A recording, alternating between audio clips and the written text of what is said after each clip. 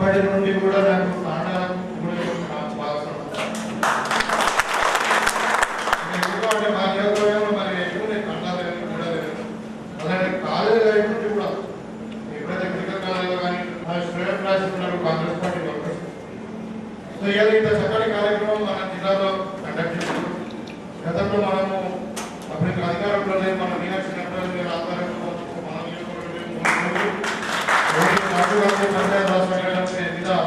మరి ఇదే పద్ధతిలో అంటే వృద్ధులేమో మనము సమాధానం చేసి మధ్యాహ్నం పాదయాత్ర చేసి మళ్ళీ మీటింగ్ ఇవన్నీ పెట్టుకోవడం ఒక డిసిప్లిన్ ఏర్పాటు చేసుకుని మరి మన భారతదేశాన్ని నిర్మిస్తున్నటువంటి కాంగ్రెస్ పార్టీ యొక్క సిద్ధాంతాలను అర్థం చేసుకుని ఏర్పాటు చేసుకున్నారు. నిజంగానే మనం 75 సంవత్సరాల కార్యక్రమం స్పష్టంగా వచ్చింది. అయినా ఇంకా ఇక్కడ లోపం ఇలా కొత్త రాజకీయ నాయకులు వచ్చిన కొంతమంది బీజేపీ కానీ కొంత మహాత్మా గాంధీ ఆలోచన విధానంలో మరి కొన్ని లక్షల మందిని ఒక వేదిక మీద తీసుకొచ్చి ప్రజాస్వామ్యబద్ధంగా అంటే నాన్ వైలెన్స్ పద్ధతిలో మనం పోరాటం చేసి ప్రిన్సిపల్ ప్రాంతం మీరందరూ కూడా చరిత్ర తెలుసుకోండి. భారతదేశం స్వతంత్రం వచ్చిన తర్వాత చాలా దేశాలలో స్వతంత్ర దేశంలో ఇట్లా చాలా మంది అంటే గాంధీజీ సిద్ధాంతాలనే వాడుకొని గాంధీజీ పద్ధతులనే వాడుకొని మన దేశానికి స్వతంత్రం వచ్చింది. ఇవాళ కూడా అది మరి గాంధీజీ స్థాపించినటువంటి ఈ సిద్ధాంతాలకు ఇప్పటి కూడా మనం ప్రపంచ స్థాయిలో అంటే విసుగులుగా కనబడతామని రిలయన్స్ ఇప్పటికున్నాం. అదేవిధంగా బాబాసాహెబ్ అంబేద్కర్ ఆయన గొప్ప మహా ప్రపంచ మేధావి. మీరు ఆలోచించిన రాజగోపాలాచారి గారు ఆయనను రాజ్యాంగ నిర్మాణానికి ఏర్పరిచిన కమిటీకి చైర్మన్ చేసినట్టు ఆయన పెద్ద మేధావి. ఎన్ని రకాలుగా ఆయనకు నాలెడ్జ్ ఉంటే ఆయన చైర్మన్ గా చేసినారు. ఇవాళ రాజ్యాంగాన్ని మనం అనుకరించి దగ్గర 75 సంవత్సరాలు అవుతుంది. మరి ఇవాళ ఎక్కడ కూడా చిన్న మనం ఎన్నో దేశాలు చూసినాం.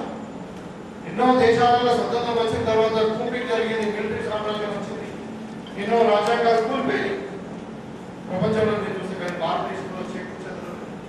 ఎందుకంటే ఆ రాజ్యాంగం యొక్క గొప్పతనం. ఇవాళ అంబేద్కర్ గారు ఏమన్నారు, ముఖ్యంగా మనకు సోషలిజం, సెక్యులరిజం, అదే కాకుండా సమాన అవకాశాలు, మరి సమాన హక్కు, ఈ ఫండమెంటల్స్ మీదనే మనందరం కూడా నిజంగా కూడా మీరు ప్రపంచం మొత్తం కూడా చూడండి. ఏ దేశం చూసినా కానీ భారతదేశంలో ఉన్నటువంటి డైవర్సిటీ ఎక్కడ ఉండదు. ఇక్కడ ఉన్నటువంటి లాంగ్వేజెస్ కానీ, ఇక్కడ ఉన్నటువంటి భాషలు కానీ, సంస్కృతి కానీ, ఇక్కడ ఉన్నటువంటి కల్చర్ కానీ, మరి బెంగాల్లో ఒకటి ఉంటుంది, మన మహారాష్ట్రలో ఒకటి ఉంటుంది, మనకు కేరళలో ఒకటి. మనం కలిసి ఉన్నామంటే కారణం ఏంటిది? మన రాజ్యాంగం, యూనిటీ, డైవర్సిటీ, మన భారతదేశంలో గొప్పతనం, ప్రేమ, అభిమానం, మనుషులంటే గౌరవించడం, మన సిద్ధాంతాలు. కాబట్టి ఇవ్వాలని కూడా అంబేద్కర్ గారు రచించినటువంటి మన భారత రాజ్యాంగంగా ఇవాళ మనం ఇంకా పాటించి ఇంకా మనం భవిష్యత్తులో కూడా ముందుకు తీసుకోవాల్సిన అవసరం ఉందన్నదే మరి ప్రధానంగా మనం గల జై బాబు, జై భీమ్, జై సంవిధానం. 75 సంవత్సరాల తర్వాత దేశం ఎక్కడో ఎంత ముందుంది. మరి వాళ్ళ కొత్త వాళ్ళు బీజేపీ వాళ్ళ కొత్త సిద్ధాంతం పేరు మీద, మతాల పేరు మీద, కులాల పేరు మీద చిచ్చిపెట్టి ఇవాళ సెక్యులరిజం అనే పదాన్ని తీసేస్తామంటున్నారు. ఇవాళ లౌకికవాదం అనేది తీసేస్తామంటున్నారు. ఇవాళ సోషలిజం అనే పదాన్ని కూడా తీసేస్తామని చెప్తామన్నారు. సోషలిస్టిక్ కంట్రీ మనం క్యాపిటలిస్టిక్ కంట్రీ కాదు. ఇవాళ మిక్స్డ్ ఎకానమీ ఉంది. మీరు ఇమాజిన్ చేయండి, ఒక గవర్నమెంట్ స్కూల్ ఉంది, ఒక ప్రైవేట్ స్కూల్ ఉంది. ఇలా గవర్నమెంట్ స్కూల్ బంద్ అయితే పరిస్థితి ఏంటి? ఇవాళ గవర్నమెంట్ సెక్టర్లో కూడా ఒక ప్రాథమిక మనకు ఎకనామిక్ సిస్టమ్ నడవడం వల్లనే ఇవాళ హాస్పిటల్స్ అనుకోండి, స్కూల్స్ అనుకోండి, ఏదైనా ఏం తీసుకున్నాం అనేది సోషలిస్టిక్ ఎకానమీ. మిక్స్డ్ ఎకానమీ ఉంది కాబట్టి ముందు ప్రయాణం చేస్తున్నాం. కాబట్టి మీకు ఈ గత ఈ 3 రోజుల్లో ఇక్కడ మీకు కావాల్సిన వసతులన్నీ కూడా కల్పిస్తాం. మీకు భోజనాలు, అకామిడేషన్లు అన్ని విధాలుగా మీకు అన్ని రంగాల్లో ఉంటాయి. ఇవాళ గాంధీజీ సిద్ధాంతాలు మరియు అంబేద్కర్ గారి సిద్ధాంతాలు ఇక్కడ మన పిల్లవాళ్ళు ఉన్నారు. శివలాల్ నారాయణ గారు, వైజ్ఞానికులు, మళ్ళీ రామ్జీ కోండ్ గారు, వీళ్ళందరూ కూడా మనం ఆదర్శం తీసుకొని ముందుకు వస్తుంది. మరి వీళ్ళందరూ ఆదర్శంతో ఇవాళ మీరందరూ ఒకసారి గమనించండి. ఇవాళ విజయాలకు 10% రిజర్వేషన్ ఎవరిచ్చారు? ఇవాళ 15 సంవత్సరాల 6% ఎవరిచ్చారు? కాంగ్రెస్ పార్టీ ఇచ్చింది. భూమి ఎవరిచ్చారు? కాంగ్రెస్ పార్టీ ఇచ్చింది. ఇలా జగ్యాల జమీన్ అనే విధానాన్ని అమలు పరిచింది ఎవరు? కాంగ్రెస్ పార్టీ వల్ల. మనకి మరి ఏ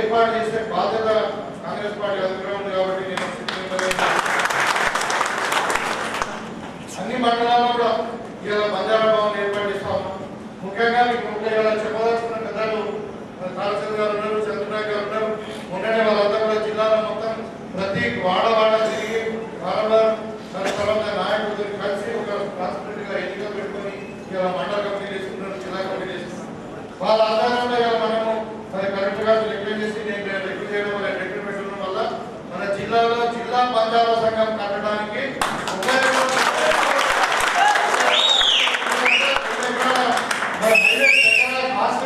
అలర్ట్ చేయడం జరిగింది. ఇవాళ మనకు ఇవాళ సీతారాం గారు వస్తా ఉన్నారు.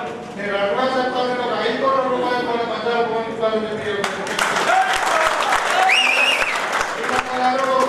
మన జిల్లా యొక్క ఇన్ఛార్జ్ మంత్రి, మళ్ళీ ఎస్పీ, మన గిరిజన మంత్రి అంటే ట్రైబల్ అడ్లూరి లక్ష్మణ్ కుమార్ ఆయన నాకు మంచి మిత్రుడే. సో వాళ్ళకి పేమెంట్ ఇస్తాం తప్పకుండా. ఈ టర్మ్లో ఇంకా మాది 3.5 టర్మ్ ఉంది. మీరందరూ ఉండేయడం వల్ల నేను తెలిసి నాకైతే పూర్తి విశ్వాసం ఉంది. మళ్ళా కాంగ్రెస్ పార్టీ ఇంకొక 15 ఏళ్ళు పెద్ద రేవంత్ రెడ్డి గారి నాయకత్వంలో తప్పకుండా మనం అధికారంలో ఉంటాం. తప్పకుండా ఈ టర్మ్లో ఈ 3.5 సంవత్సరాల టర్మ్లోనే తప్పకుండా జిల్లా బంజారా సంఘం మరి పెద్ద ఎత్తున నిర్మించి తీరుతామని చెప్పి సందర్భంగా చేసుకోవడం కాదు, ఎస్టీ పిల్లలు చదువుకోవడానికి అవసరం హాస్టల్, ఒక కమ్యూనిటీ హాల్, మరి ఇంకా ఏది ఉంటుంది అక్కడ గ్రంథాలయాన్ని ఇవన్నీ కూడా ఏర్పాటు చేసి మీకు కావాల్సిన అభివృద్ధిలో అన్ని విధంగా తాండాల అభివృద్ధిలో నేను పూర్తిగా నేను విశ్వాసంగా మీకు పనిచేస్తానని చెప్పి కోరుకుంటాం.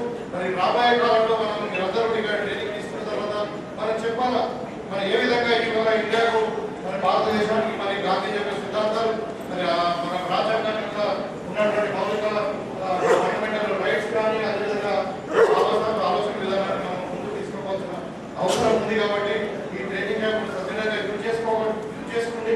తప్పకుండా మీకు ఏ ఇబ్బంది కాకుండా అని కూడా చూసుకుంటాం. యాక్చువల్గా వెల్లనాయ గారు మనం వచ్చి అన్నయ్య